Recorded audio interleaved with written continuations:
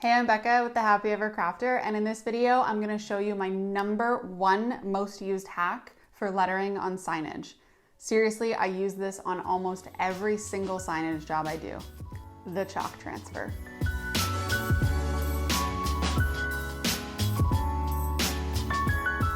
By the way, if you're interested in using your lettering and calligraphy for signage jobs or want to learn more about this kind of stuff, just go to www.signingupcourse.com. I'm just saying. Okay, so for this, you're gonna need your design on paper. So it can be digitized, it can be hand-drawn, it can be on tracing paper, it can be on printer paper, it can be on whatever you want. You just need to get what you want to transfer onto a piece of paper and have it at the size that you're gonna want it.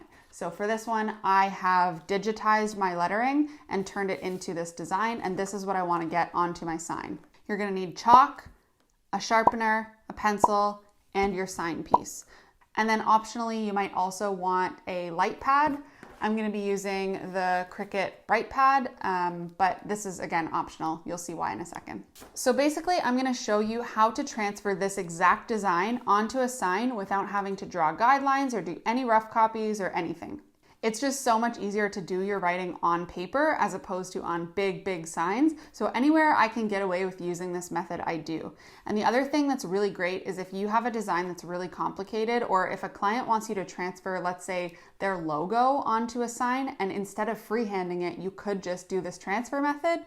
It saves you so much time and it's gonna look a lot more perfect. So for example, if I were to go on site to do a giant chalkboard menu for a restaurant, I would actually do my entire design on paper ahead of time at home. I would get a big roll of paper and I would draw everything out on paper beforehand to the exact scale I need it. And then when I get on site, I can just tape it up and do this transfer method. You're gonna see exactly what I mean in a second, but it saves you a ton of time and a ton of mistakes. I have people sometimes say to me, Becca, isn't that cheating? But the thing is, it's not cheating. It's just working smarter, not harder. These are my designs and I'm gonna transfer them. So it's not like I'm cheating. I'm just saving myself a ton of time. So here's how you do it. The first thing you're gonna do is you're gonna take your design and you're gonna flip it upside down and trace over everything in the back with chalk. Now, as soon as I turn this over, I used a really thick paper, so it's hard for me to see through it. And that's why I'm using the Cricut Bright Pad. This is just a light box. You can use any light box. I love the Cricut Bright Pad though. So I turn it on and now I can see through and I can see my design, and I'm gonna trace over all of these lines with chalk. Pro tip, sharpen your chalk. It makes it a lot easier. Having it sharp and having a nice point at the end of it just makes it really precise and a lot less messy. Chalk can be very messy, but I don't care. As messy as it is, this hack is still so worth it every time. All right, so with your design upside down, just trace over everything. You don't have to color things in. Like I just kind of, especially when I'm doing block letters, I just trace the outline of it. I don't actually color the whole thing in, but it's up to you. I just find the less chalk dust, the better. And the lines don't have to be absolutely perfect, unless you're doing something really intricate and you know that you can't really use your own skills afterwards. But when I'm doing lettering, I generally just make this kind of rough, especially with my calligraphy, because I have the calligraphy skills to be able to do this. So I basically just give myself an outline when I'm doing this calligraphy part. I don't actually trace over the thicks and the thins, but if you feel like that makes things easier for you and if it's gonna help you to have perfect lettering when you do the transfer, that's totally fine. You could go through and actually trace over every thickness as precisely as you want to. The more precise you make the chalk guideline, the more precise your transfer will be. I'm just kind of making this pretty loose and then I'll perfect it when I use my chalk pen. All right, so I've traced over it all in chalk. I can get rid of my Bright Pad. And you can sort of see that transfer if I put it on the right angle. So next what I'm gonna do is I'm gonna take my sign, make sure it's prepped and ready for me.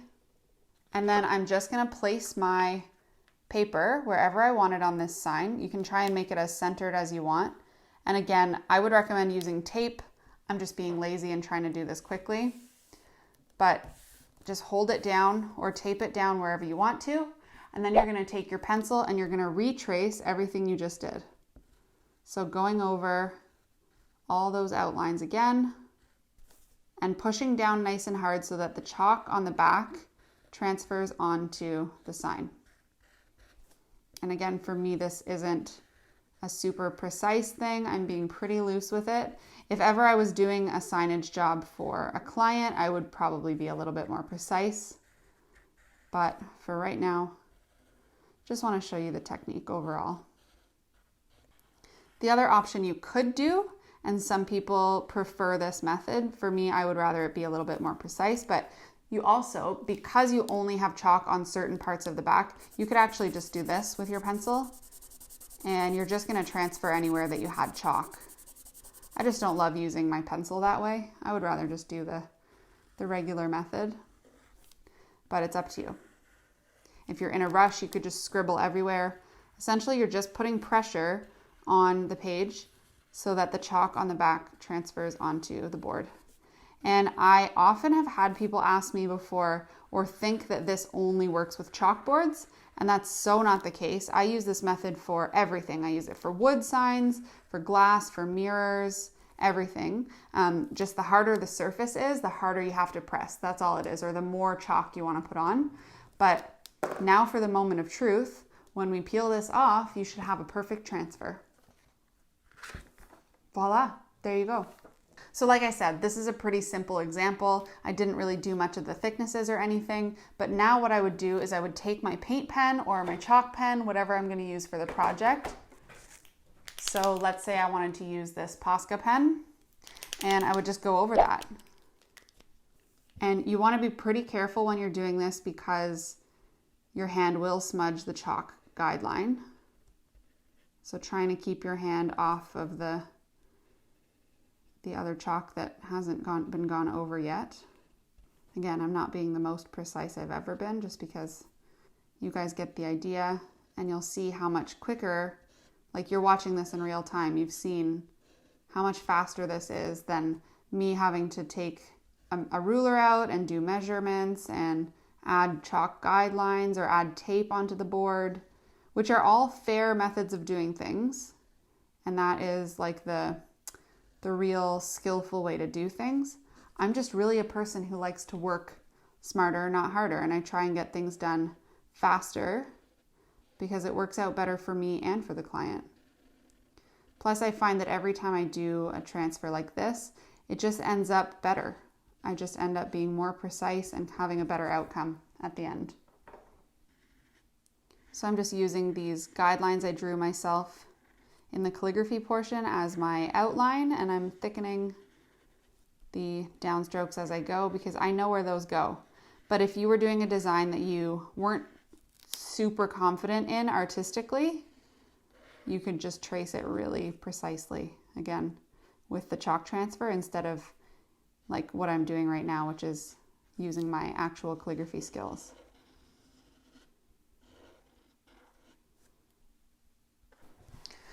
And there you have it. There's the chalk transfer. The last thing that I'll do is I'll just carefully go through and erase any of the guidelines that I didn't perfectly go over. I'm sort of touching this while it's still wet because I'm trying to show you on the video. I would strongly recommend you wait until it's totally dry. Or if you're using a chalk pen and it's gonna smudge, I would just use like a tiny little Q-tip and go in. Like I'm being very brave doing this with my finger.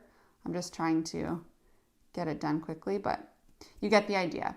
So anywhere that you have chalk residue, either you can just blow it off or you can use a Q-tip and try and get as precise as possible. But long story short, this method saves me so much time. And again, you can do this on surfaces other than chalkboards. It doesn't have to be chalkboard. I do this on wood, glass, mirrors, everything.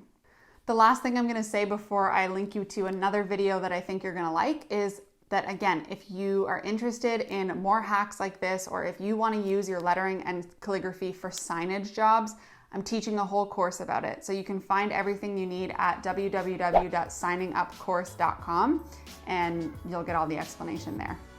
But for now, again, I'm going to link you to another video about signage that I think you're going to like, and I'll see you over there.